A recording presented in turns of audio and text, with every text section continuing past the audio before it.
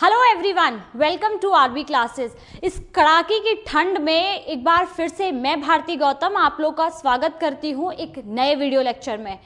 आप लोग कहाँ पर हैं और कहाँ से लोग मेरी वीडियोस देख रहे हैं, प्लीज़ मुझे ज़रूर बताइएगा कि आपके यहाँ पर कैसी ठंड पड़ रही है, क्योंकि मथुरा में इस टाइम बहुत ज़्यादा ठंड है और मतलब हालत ख़राब हो रखी है, कुल्फ़ी जम रही है, इतनी ठंड है इस टाइम। तो फ्रेंड्स, आज हम लोग डिस्कस करने वाले हैं नेशनलिज्म इन इंडिया का कुछ थोड़े से इंपॉर्टेंट टॉपिक्स जो बचे हुए हैं हमारे, उन टॉपिक्स को हम लोग डिस्कस करेंगे और इस चैप्टर को हम लोग फिर फिनिश करेंगे। प्रीवियस वीडियो में हम लोगों ने गांधी इरविन पैक्ट के बारे में डिस्कस किया था और उसमें हम लोगों ने गांधी जी की डिमांड्स को देखा और हम लोगों ने देखा कि गांधी इरविन पैक्ट के तहत ही गांधी जी दिसंबर 1931 में जो है लंदन गए सेकेंड राउंड टेबल कॉन्फ्रेंस के लिए। ये वो कॉन्फ्रेंस था जिसमें इंडिया के कॉन्स्टिट्यूशन के लिए बात होनी थी, क्या कॉन्स्टिट्यूशन इंडिया का बनना चाहिए और किस तरीके कॉन्स्टिट्यूशन इंडिया में होना चाहिए, वो सारी चीज़ें जो है वहाँ पर डिस्कस होनी थी। और वहाँ पर जो मेनली 2 रिपोर्ट्स डिस्कस होनी थी वो थी एक साइमन कमीशन की रिपोर्ट और दूसरी थी नेहरू रिपोर्ट। इन दोनों रिपोर्ट्स को कंबाइन करके देखना था कि इसमें से इंडिया का कॉन्स्टिट्यूशन किस तरीके से बन सकता है। वहाँ पर अलग अलग लोगों ने सेकेंड राउंड टेबल कॉन्फ्रेंस में पार्टिसिपेट किया। गांधी जी ने पार्टिसिपेट किया, डॉक्टर BR अम्बेडकर ने पार्टिसिपेट किया, मोहम्मद अली जिन्ना ने पार्टिसिपेट किया। तो इस तरीके से जहाँ गांधी जी एक यूनाइट इंडिया को रिप्रेजेंट करना चाहते थे, एक रिस्पॉन्सिबल गवर्नमेंट फॉर्म करना चाहते थे इंडिया के लिए, वहीं दूसरी तरफ BR अम्बेडकर केवल एक ही क्लास को रिप्रेजेंट कर रहे थे जो कि शेड्यूल ट्राइब्स थी, शेड्यूल कास्ट थी, जो डिप्रेस क्लास थी, उसको वो रिप्रेजेंट कर रहे थे। और मोहम्मद अली जिन्ना जो है वो मुस्लिम कम्युनिटी को रिप्रेजेंट कर रहे थे। तो एक रिस्पॉन्सिबल गवर्नमेंट और एक यूनाइट इंडिया को जो रिप्रेजेंट करने वाली चीज़ थी वो कहीं पर भी नहीं दिख रही थी। इस वजह से गांधी जी को जो है सेकेंड राउंड टेबल कॉन्फ्रेंस से निराश होकर वापस जो है इंडिया लौटना पड़ा।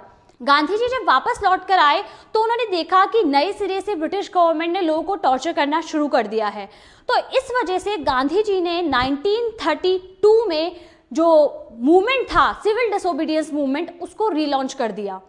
गांधी जी इस मूवमेंट को रिलॉन्च करना चाहते थे पहले की तरह कि जिस तरीके से पहले ये मूवमेंट इतना ज़्यादा सक्सेसफुल हुआ, उसी तरीके से गांधी जी दोबारा इस मूवमेंट को एक हाइट देना चाहते थे, लेकिन ये मूवमेंट उस हाइट तक दोबारा से नहीं पहुंच पाया। रीजंस बहुत सारे थे, लेकिन सबसे पहले जो बात थी वो ये थी कि जनवरी में ही गांधी जी को अरेस्ट कर लिया गया था। जैसे ही पता चला कि गांधी जी नए सिरे से एक बार फिर से सिविल डिसोबीडियंस मूवमेंट स्टार्ट करने वाले हैं, तो उस टाइम पर लॉर्ड विलिंगटन थे जो वाइसराय थे, उन्होंने गांधी जी के अरेस्ट के ऑर्डर दे दिए और गांधी जी को अरेस्ट कर लिया गया। गांधी जी को अरेस्ट करके पुणे की येरवड़ा जेल में रखा गया और वहाँ पर जो है उसके बाद जब बहुत सारे लीडर्स अवेलेबल नहीं थे, जवाहरलाल नेहरू हैं, अब्दुल गफ्फार खान हैं, ये सारे लीडर्स जेल में थे और उसके बाद सिविल डिसोबीडियंस मूवमेंट की रीलॉन्चिंग के कारण गांधी जी को भी जेल में डाल दिया गया। तो लीडर्स अवेलेबल नहीं थे, इस वजह से भी ये मूवमेंट कुछ ज़्यादा आगे नहीं बढ़ पाया। अब हम लोग जो सबसे इम्पॉर्टेंट चीज़ है वो देखने वाले हैं कि डिफरेंट कम्युनिटीज़ ने किस तरीके से सिविल डिसोबीडियंस मूवमेंट को देखा। मैं आपको ये चीज़ पहले ही बता चुकी हूँ कि हर किसी की आइडियोलॉजी, किसी चीज़ को देखने का नज़रिया, किसी चीज़ के बारे में सोचने का तरीका वो बिल्कुल अलग हो सकता है, क्योंकि हमारे सोशल बैकग्राउंड, सोशल स्टेटस, लोगों के सोचने का तरीका हर तरफ से अलग होता है। चाहे आप उसे रिलीजियस के फॉर्म में ले लीजिए या अलग अलग रीजन से लोग बिलोंग करते हैं, उनके सोशल बैकग्राउंड अलग अलग होते हैं। इस वजह से लोगों के सोचने के तरीके में भी कुछ डिफरेंस हमें देखने को मिलते हैं और इसी के कारण हम लोग जो है देखते हैं कि सिविल डिसोबीडियंस मूवमेंट में लोगों ने जो पार्टिसिपेट किया वो अपनी अपनी आइडियोलॉजीज़ के अकॉर्डिंग किया कि उन्हें स्वराज का कितना मतलब समझ में आ रहा था या फिर वो अपने अकॉर्डिंग कितना समझ पा रहे थे स्वराज को, और जितना वो समझ पा रहे थे उसी के अकॉर्डिंग उन लोगों ने सिविल डिसोबीडियंस मूवमेंट में पार्टिसिपेट किया। आपकी NCERT बुक्स में जो मेन कम्युनिटीज़ दी हुई हैं उन कम्युनिटीज़ के बारे में हम लोग यहाँ पर बात करेंगे और उन कम्युनिटीज़ ने सिविल डिसोबीडियंस मूवमेंट में किन आइडियोलॉजीज़ के तहत पार्टिसिपेट किया वो हम लोग यहाँ पर डिस्कस करेंगे।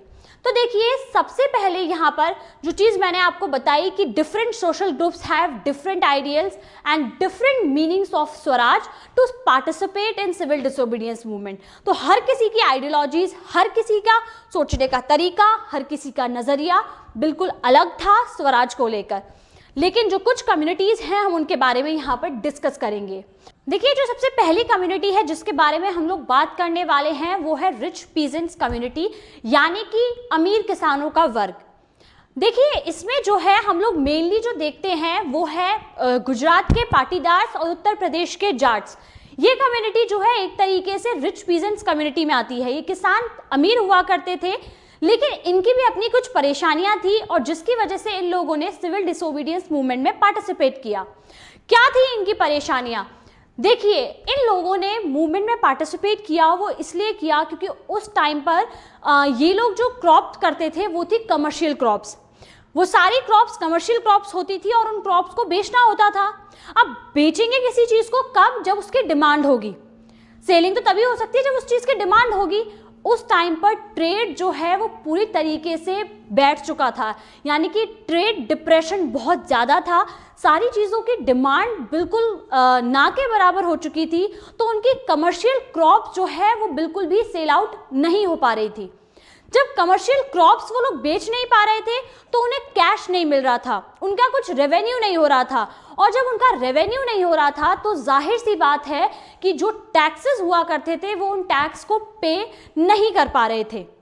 तो यानी कि जब उनके पास उनकी क्रॉप सेल नहीं हो रही तो उन्हें रेवेन्यू नहीं हो रहा, उन्हें कैश नहीं मिल रहा। और जब कैश नहीं मिल रहा तो जो ब्रिटिश गवर्नमेंट उनसे टैक्स लेती है वो उस टैक्स को देने की कंडीशन में नहीं थे। तो इन लोगों के लिए स्वराज का मतलब था ये जो टैक्स थे, इन टैक्सेस को माफ़ कर देना या फिर इन टैक्सेस को कुछ हद तक कम कर देना जब तक कि सिचुएशन ठीक नहीं हो जाती। इन लोगों ने इसी वजह से सिविल डिसोबीडियंस मूवमेंट में पार्टिसिपेट किया। ये लोग चाहते थे कि किसी भी तरीके से इन टैक्सेस को ख़त्म कर दिया जाए या फिर कुछ टाइम के लिए माफ़ कर दिया जाए, ताकि जब तक सिचुएशन ठीक नहीं हो जाती और सिचुएशन ठीक हो जाएगी उसके बाद देखा जाएगा।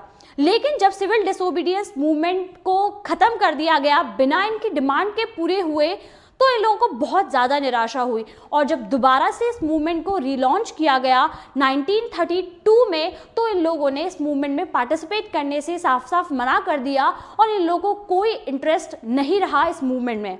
लेकिन जब पहली बार इन लोगों ने इस मूवमेंट में पार्टिसिपेट किया था तो पूरी ताकत के साथ पार्टिसिपेट किया था। इन लोगों ने हर प्रोग्राम्स में पार्टिसिपेट किया, चाहे वो बॉयकॉट प्रोग्राम्स हों या फिर किसी भी तरीके की रैलीज हों, प्रोटेस्ट हों, हर तरीके के उसमें पार्टिसिपेट किया। और इनकी कम्युनिटीज़ में से जो लोग पार्टिसिपेट नहीं कर रहे थे उनको भी इन लोगों ने फोर्सफुली पार्टिसिपेट करने के लिए कहा। तो आप सोच सकते हैं कि ये लोग पहली बार में कितने ज़्यादा एक्साइटेड थे इस मूवमेंट को लेकर कि इस मूवमेंट के ज़रिए हो सकता है इनकी कुछ हेल्प हो जाए। लेकिन जब ये मूवमेंट इन लोगों की डिमांड्स को पूरा किए बिना ही बंद हो गया, उसे कॉल ऑफ कर दिया गया, तो ये लोग काफ़ी ज़्यादा निराश हो गए और इन लोगों ने फिर दोबारा इस तरीके का इंटरेस्ट इस मूवमेंट में नहीं दिखाया। अब देखिए, हम लोगों ने रिच पीजेंट कम्युनिटी की बात कर ली। अब जब रिच पीजेंट कम्युनिटी है तो इसका मतलब है पुअर पीजेंट्स भी तो होंगे। अब सारे पीजेंट्स तो रिच नहीं हो सकते, कुछ पुअर पीजेंट्स भी होंगे। अब पुअर पीजेंट्स की क्या डिमांड्स थी और किस नोशंस के साथ, किस आइडियोलॉजी के साथ उन लोगों ने इस मूवमेंट में पार्टिसिपेट किया, वो भी हम लोग देख लेते हैं। देखिए, जो पुअर पीजेंट्स थे वो बहुत ही स्मॉल टेनेंट्स हुआ करते थे, यानी कि बहुत ही छोटे छोटे किसान होते थे। समटाइम्स इनके पास या तो ज़मीन बहुत छोटी होती थी, बहुत ही कम होती थी, या फिर इनके पास इनकी खुद की ज़मीन नहीं होती थी। ये लोग जो है रेंटेड जो लैंड होती थी उस पर ये लोग कल्टीवेशन किया करते थे। जो लैंड्स इन्हें रेंट पर मिलती थी, यानी कि पट्टे की ज़मीन, हिंदी में से हम बोलते हैं पट्टे की ज़मीन। इन्हें कुछ एक लैंड का टुकड़ा दे दिया जाता था और लैंडलॉर्ड्स उस ज़मीन के टुकड़े पर इन लोगों से रेंट लिया करते थे। तो ये उस छोटी सी ज़मीन पर कोई ज़्यादा बड़े टुकड़े नहीं होते थे, बहुत छोटे छोटे टुकड़े इनको दिए जाते थे जिस पर ये लोग कल्टीवेशन करते थे। और उस कल्टीवेशन से जो थोड़ी बहुत कमाई इन लोगों को होती थी उससे ये लोग टैक्स भी पे करते थे, लैंडलॉर्ड्स को रेंट भी पे करते थे। तो इस तरीके से अपने पास इन लोगों के लिए बहुत कम जो चीज़ें बचती थी, बहुत कम पैसे इनके पास खुद के लिए बचते थे। अब उसमें भी परेशानी आ गई कि जो ट्रेड डिप्रेशंस था, जो प्राइजेस फॉल हो रहे थे बुरी तरीके से, वो सिर्फ रिच पीजेंट्स के लिए तो नहीं थे, वो सारी कंडीशंस पुअर पीजेंट्स के लिए भी थी। मार्केट में जब कोई एक सिचुएशन क्रिएट हुई तो उससे सभी लोग अफेक्ट होंगे। ऐसा ज़रूरी नहीं है कि सिर्फ उससे रिच ही अफेक्ट होगा, उससे पुअर्स भी अफेक्ट होंगे, क्योंकि थोड़ा बहुत तो कल्टीवेशन वो भी कर रहे हैं ना, कुछ क्रॉप्स तो जा रही हैं उनकी तरफ से। तो इस वजह से उनकी जो थोड़ी बहुत क्रॉप्स पहले सेल आउट होती थी, अब उनकी भी सेलिंग बिल्कुल बंद हो गई। इनके पास भी किसी भी तरीके का कैश नहीं था। कैश नहीं था तो ये लोग पूरी तरीके से ये चीज़ इम्पॉसिबल हो चुकी थी कि ये लोग लैंड्स पर रेंट को पे कर पाए। तो ये लोग चाहते थे, इन लोगों के लिए स्वराज का मतलब क्या था कि जो लैंड्स पर रेंट है उसको जो है पूरी तरीके से माफ़ कर दिया जाए। इन लोगों से लैंड्स पर रेंट न लिया जाए कुछ टाइम तक, जब तक कि सारी सिचुएशंस ठीक नहीं हो जाती, और इन लोगों को खुले तौर पर खेती करने की परमिशन दे दी जाए और लैंडलॉर्ड्स किसी भी तरीके का रेंट इन लोगों से ना वसूले। इन लोगों के लिए ये था स्वराज का मतलब, और इसी बेसिस पर ये लोग जो है सिविल डिसोबीडियंस मूवमेंट में पार्टिसिपेट किए थे। इन लोगों के लिए सिर्फ यही आइडियोलॉजी थी। कोई इन लोगों को कोई मतलब नहीं था कि टैक्सेस कितना है, टैक्सेस कम है, ज़्यादा है। इन लोगों के लिए जो ज़मीनी हकीकत थी वो ये थी कि इन्हें लैंड पर लैंडलॉर्ड्स को किराया देना है, रेंट पे करना है, और वही रेंट की ये लोग माफ़ी चाहते थे कि ये रेंट को माफ़ कर दिया जाए जब तक कि सारी सिचुएशंस ठीक नहीं हो जाती, क्योंकि अभी की जो सिचुएशन थी वो ऐसी थी कि किराया देना नामुमकिन था। तो इन लोगों की आइडियोलॉजी थी कि रेंट को कम कर दिया जाए। ठीक है, अब यहाँ पर हम लोगों की जो पुअर पीजेंट्स हैं उनकी भी हम लोगों ने बात कर ली, लेकिन इन लोगों की डिमांड को भी जो है ज़्यादा टाइम तक नहीं देखा गया, क्योंकि हमारी जो कांग्रेस थी, कांग्रेस ने इस तरीके के जो मूवमेंट थे उसको कभी भी सपोर्ट नहीं किया। जो पुअर पीजेंट्स का ये रेंट को माफ़ करने वाला मूवमेंट था, इसको कभी सपोर्ट नहीं किया, और उसका कारण ये था क्योंकि उसकी जो सपोर्टर्स थे वो सारे रिच पीजेंट्स थे, उसके अलावा बिजनेस क्लास थी, और ये लोग अगर इस तरीके के प्रोटेस्ट को सपोर्ट करते तो वो उन लोगों का सपोर्ट जो है खो देते। इसलिए इन लोगों के जो प्रोटेस्ट थे उनको सपोर्ट नहीं किया गया। ये जो रेंट को माफ़ करने वाले कुछ प्रोटेस्ट थे पुअर पीजेंट्स के, उनको कांग्रेस ने सपोर्ट नहीं किया, और जो सपोर्ट नहीं किया तो इट मीन्स इन लोगों की डिमांड्स जो है वो पूरी नहीं की गई। तो इन लोगों को भी काफ़ी ज़्यादा निराशा हुई थी इस चीज़ से, और 1932 में जब ये मूवमेंट दोबारा से रिलॉन्च हुआ तो इन लोगों ने भी इस मूवमेंट में कोई खासा इंटरेस्ट नहीं दिखाया। अब हम लोग देखते हैं कि नेक्स्ट जो हमारी क्लास है वो कौन सी है। देखिए, पीजेंट्स के बारे में पढ़ लिया, रिच पढ़ लिए, पुअर पढ़ लिए। अब इसके अलावा कुछ और भी क्लासेस होंगी जो एक कम्युनिटी में एक सोशली रहती होंगी, और वो थी हमारी बिजनेस क्लास। बिजनेस क्लास ने फर्स्ट वर्ल्ड वॉर के टाइम पर जब ब्रिटिश से ट्रेडिंग जो है काफ़ी कम हो गई थी, उस टाइम पर इन लोगों ने बहुत अच्छा खासा प्रॉफिट कमाया था। इन लोगों ने मेड इन इंडिया की चीज़ों को सेल किया और अपने बिजनेस को काफ़ी ज़्यादा बढ़ाया, और काफ़ी ज़्यादा इन लोगों ने प्रॉफिट कमाए। अब इन लोगों के लिए इस टाइम पर मतलब क्या था स्वराज का? इन लोगों के लिए स्वराज का सीधा साधा सा मतलब था कि इनका ट्रेड जो है वो बिल्कुल फ्री हो, किसी भी तरीके की रोक टोक इन लोगों के ऊपर ना हो। मतलब बाहर से जो ट्रेडिंग हो रही है, बाहर से जो इंपोर्ट हो रही है चीज़ें, उन पर या तो उनको बहुत कम कर दिया जाए या फिर वो पूरी तरीके से बंद कर दी जाए, क्योंकि अगर चीज़ें बाहर से इंपोर्ट होंगी तो ऑब्वियस सी बात है कि लोग उन्हीं चीज़ों को ज़्यादा प्रेफरेंस देंगे। और समटाइम्स कुछ चीज़ों पर तो ब्रिटिश गवर्नमेंट की मोनोपॉली थी कि उन्हें इंडियंस बना ही नहीं सकते थे।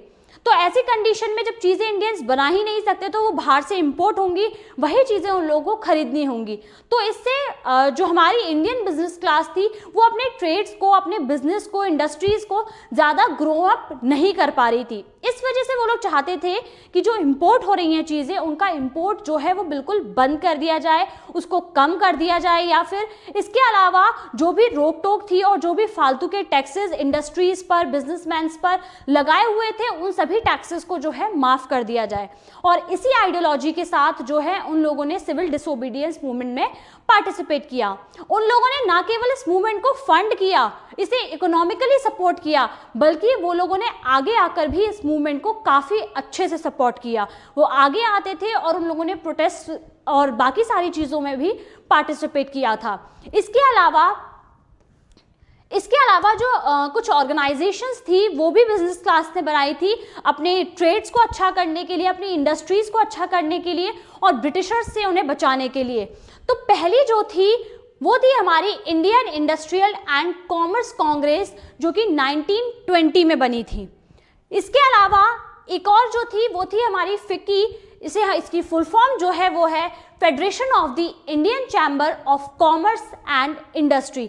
ये 1927 में बनाई गई थी और इसे बनाने में जो सबसे बड़ा रोल था, ये दो पिक्चर्स आप लोगों को दिख रहे होंगे, ये दो पिक्चर्स में जो लोग हैं इन लोगों का बहुत इंपॉर्टेंट रोल था इस एक ऑर्गेनाइजेशन को बनाने में। आप जहाँ तक इन लोगों से इंट्रोड्यूस होंगे, आप लोग जानते होंगे ये कौन है। अगर नहीं जानते हैं तो मैं आप लोग को बता देती हूँ, ये है मिस्टर जीडी बिरला और ये है मिस्टर पुरुषोत्तम दास ठाकुर दास। ये दो प्रोमिनेंट इंडस्ट्रियलिस्ट थे जिनकी लीडरशिप में फिक्की ऑर्गेनाइजेशन बनी थी और ये ऐसी बिजनेस क्लास थी जिन्होंने पूरी तरीके से सिविल डिसोबीडियंस मूवमेंट को फंड किया, इकोनॉमिकली सपोर्ट किया और आगे आकर भी इन लोगों ने पूरी तरीके से इस मूवमेंट को सपोर्ट किया। सो बिजनेस क्लास के लिए क्या मतलब था स्वराज का, वो इस छोटी सी लाइन से हम लोग को पता चल जाएगा। इन लोगों के लिए most businessmen came to see Swaraj as a time when colonial restrictions on business would no longer exist and trade and industry would flourish without constraints। यानी कि ट्रेड एंड इंडस्ट्रीज बहुत ज़्यादा ग्रूम अप करे, grown हो, उनकी growth हो अच्छी खासी और उन पर किसी भी तरीके की जो ट्रेड है, उन लोग जो बिजनेस कर रहे हैं उस पर किसी भी तरीके की कॉलोनियल रेस्ट्रिक्शंस ना हो। यानी कि जो फालतू के टैक्सेस वो लोग लेते हैं, फालतू की जो परमिशंस उनसे पहले हमें लेनी पड़ती हैं, वो सारी चीज़ें जो है कॉलोनियल रेस्ट्रिक्शंस ब्रिटिश गवर्नमेंट का पूरी तरीके से ख़त्म हो जाए, इस टाइम को वो जो है स्वराज मानते थे। लेकिन जब सेकेंड राउंड टेबल कॉन्फ्रेंस पूरी तरीके से अनसक्सेसफुल रही तो ये बिजनेस क्लास भी पीछे हट गई कि अब इस मूवमेंट में वो बात नहीं रही है और अब इसे सपोर्ट करने का कोई मतलब नहीं है। तो बिजनेस क्लास ने भी इस मूवमेंट को अब उतना इंटरेस्ट नहीं दिखाया जितना कि उन लोगों ने पहले वाले मूवमेंट में दिखाया था। अब हम लोगों ने बिजनेस क्लास के बारे में बात कर ली। बिजनेस क्लास के बाद जो इंडस्ट्रीज थी उनमें काम करने वाले वर्कर्स भी तो होंगे, उन लोगों का क्या हुआ? देखिए, जो इंडस्ट्रियल में वर्किंग जो क्लास थी इंडस्ट्रीज में, उन लोगों ने इस मूवमेंट में कोई खासा इंटरेस्ट नहीं दिखाया। अब उसका रीज़न ये था कि जिस पार्टी से उनके मालिक यानी कि जो इंडस्ट्रियलिस्ट थे वो कांग्रेस के भी सपोर्टर थे और वो कांग्रेस में पार्टिसिपेट भी करते थे। तो जब वो लोग उस चीज़ के सपोर्ट में हैं तो वहाँ पर वर्किंग क्लास की डिमांड्स को सुना जाएगा या उनकी डिमांड्स पूरी होंगी, इस चीज़ की कोई गुंजाइश नहीं थी। इसलिए ये चीज़ वो पहले ही समझ चुके थे कि उनकी डिमांड्स की कोई वहाँ पर वैल्यू नहीं होगी, इसलिए उन्होंने पहले से ही इस मूवमेंट में कोई इंटरेस्ट नहीं दिखाया। लेकिन कुछ लोग ऐसे थे जिन्होंने कुछ चीज़ों से खुद को रिलेट करके देखा, लाइक जो सॉल्ट टैक्स था और इसके अलावा कुछ जो इम्पोर्टेड चीज़ों का बॉयकॉट प्रोग्राम था, उसमें कुछ लोगों ने खुद को रिलेट किया, कुछ वर्किंग क्लास ने रिलेट किया और उस तरीके मूवमेंट में थोड़ा बहुत पार्टिसिपेट किया। छोटा नागपुर के पास जो इंडस्ट्रियल वर्कर्स थे उन लोगों ने गांधी टोपी पहनकर कुछ प्रोटेस्ट भी किए, लेकिन कोई ज़्यादा इंटरेस्ट इस तरीके के मूवमेंट में वर्किंग क्लास ने, जो इंडस्ट्रियल वर्किंग क्लास थी, उन लोगों ने इस मूवमेंट में नहीं दिखाया। तो आई होप आप लोग को ये चीज़ बहुत अच्छे से क्लियर हो गई हो कि डिफरेंट कम्युनिटीज़ के लिए स्वराज का क्या मतलब था और उन लोगों ने किन आइडियोलॉजीज़ के साथ इस मूवमेंट में पार्टिसिपेट किया था। सो पब्लिक, आपके एक्साइटमेंट लेवल को डबल करने के लिए मेरे पास है एक बहुत ही धमाकेदार न्यूज़। इंडिया का सबसे बड़ा स्कॉलरशिप टेस्ट जो अनअकैडमी आप लोगों के लिए ऑर्गेनाइज कर रहा है, इसमें न केवल आप लोगों को 20 लाख से ज़्यादा कॉलेजेस मिलेंगे और इसके अलावा बहुत सारे एक्साइटिंग प्राइज और रिवॉर्ड्स भी मिलेंगे। यहाँ पर फ्रेंड्स, ये जो टेस्ट है ये 23 जनवरी से स्टार्ट होने वाला है 10 बजे से। सुबह 10 बजे से ये टेस्ट स्टार्ट होगा 23 जनवरी से और इसमें किस किस क्लास के स्टूडेंट पार्टिसिपेट कर सकते हैं वो भी मैं आपको बता देती हूँ। 7th, 8th, 9th, 10th और इसके अलावा 11th, 12th के इंजीनियरिंग और मेडिकल एस्पिरेंट्स जो हैं वो भी इन टेस्ट में पार्टिसिपेट कर सकते हैं। आप लोग इंडिया लेवल पर compete करेंगे तो आप लोग को पता चलेगा कि आप लोगों की प्रिपरेशन कैसी चल रही है और आप लोग का लेवल कितना अच्छा है। और इतने एक्साइटिंग रिवॉर्ड्स मतलब मुझे नहीं लगता कि आपको कहीं और मिलेंगे जो आपको इस प्लेटफॉर्म पर मिल रहे हैं। और कुछ नहीं करना है, सब कुछ फ्री अवेलेबल है। फ्री में जो आपको नीचे लिंक दिया हुआ है, डिस्क्रिप्शन बॉक्स में जो आपको लिंक मिलेगा उस पर आपको क्लिक करना है और फ्री में आपको इस टेस्ट के लिए एनरोल करना है। आप कोड यूज कर सकते हैं, आप फ्री एनरोल करने के लिए मेरा कोड यूज कर सकते हैं, that is Bharati G10। Simply मेरा नेम है कैपिटल लेटर्स में, इस कोड को आप यूज कर सकते हैं फ्री एनरोल करने के लिए। इसके अलावा इस टेस्ट का शेड्यूल क्या रहेगा वो मैं आपको बता देती हूँ। 7th 8th के 4 टेस्ट होंगे अलग अलग, तो ये अलग अलग दिन में अलग अलग टेस्ट होंगे। 23rd से स्टार्टिंग है, 7th 8th के लिए 12 नून। तो यहाँ पर आप लोग को जो टेस्ट का शेड्यूल है एक तरीके से सारा दिया हुआ है, तो आप इसका एक स्क्रीनशॉट ले सकते हो और इसे जो है जहाँ बैठते हो वहाँ पे स्टिक कर लो। डेट्स बिल्कुल मत भूलिएगा, आप अलार्म लगा लीजिए, कुछ भी सेट करिए, लेकिन ये टेस्ट ज़रूर दीजिए ताकि आप लोग एक्साइटिंग रिवॉर्ड्स जीत सकें और आपकी प्रिपरेशन को एक अच्छी खासी हाइट दे सकें। आपके एक्साइटमेंट लेवल को और ज़्यादा डबल करने के लिए और आपको इस टेस्ट के लिए और भी अच्छे से प्रिपेयर करने के लिए आपको रिवॉर्ड्स भी मैं बता देती हूँ कि क्या क्या रिवॉर्ड्स आप लोग के लिए रहेंगे। रैंक 1 जो स्टूडेंट होगा उसको मैकबुक मिलेगा, मैकबुक एयर। रैंक 2nd और 3rd के लिए एप्पल का iPhone. Rank 4-5 Apple iPad. Rank 6 to 40 Amazon Echo Dot and 41 to 100 Amazon vouchers. मतलब इससे ज़्यादा एक्साइटिंग रिवॉर्ड्स और क्या हो सकते हैं। फ्री में एनरोल करना है, टेस्ट देना है एंड आपको आपकी रैंक के अकॉर्डिंग इतने एक्साइटिंग ऑफर्स मिलेंगे। और अगर आप कॉलेजेस ही चाहते हैं कि आप लोग को कॉलेजेस मिले बहुत अच्छे, 20 लाख प्लस कॉलेजेस यहाँ पर आप लोगों के लिए हैं और आप वो चाहते हैं तो यहाँ पर आपको जो टेस्ट है वो 29 जनवरी से 13 फरवरी के बीच में जो टेस्ट है वो आप लोग को ज़रूर देने होंगे। तो उसमें आपकी रैंक डिसाइड होंगी और जो स्कॉलरशिप स्लैब्स हैं वो भी आप लोग देख लीजिए। रैंक 1 to 10 को 100% स्कॉलरशिप मिलेगी, रैंक 11 to 25 को 75%, rank 26 to 100 50% and 100 to 200 is 25% and 201 to 500 is 15%।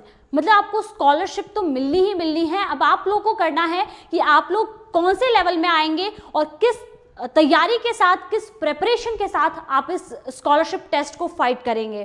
तो आई होप आप लोगों को बहुत मज़ा आ गया हो ये न्यूज़ सुनकर।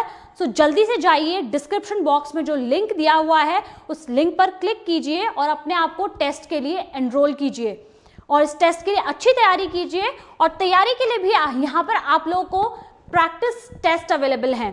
16 जनवरी से प्रैक्टिस टेस्ट स्टार्ट हो चुके हैं, उन्हें भी आप एनरोल कर सकते हैं बिल्कुल फ्री इस कोड के साथ। सो प्रैक्टिस टेस्ट दीजिए और फाइनल टेस्ट के लिए अपनी तैयारी जो है बहुत बेहतरीन कीजिए। ठीक है फ्रेंड्स, सो मिलते हैं नेक्स्ट वीडियो में कुछ और अमेजिंग फैक्ट्स के साथ और कुछ इंटरेस्टिंग वीडियो लेक्चर्स के साथ। तब तक आप लोग इस टेस्ट की तैयारी कीजिए और अपने जो एग्जाम्स हैं उनकी भी तैयारी कीजिए। मिलते हैं नेक्स्ट वीडियो में। Thank you very much, bye bye.